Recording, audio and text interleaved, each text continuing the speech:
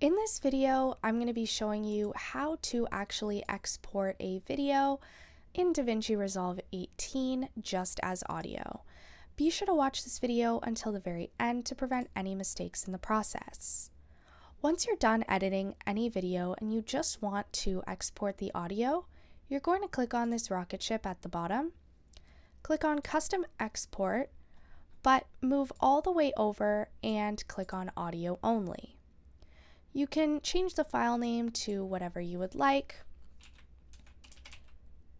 and then you are going to scroll down on audio, and you can do two different formats. You can either do WAV or MP3. If you're doing MP3, you can keep all these settings the same, but if you are doing WAV, you can do 16 or 24 bit depth, and you can make sure that the codec is at linear PCM. Once you have your settings the way you would like, you're going to add it to the render queue, and if you want it to render, just click on Render 1. That's all there is to it. Be sure to leave a like, comment, and subscribe to the channel. Thanks for watching. See you in the next video.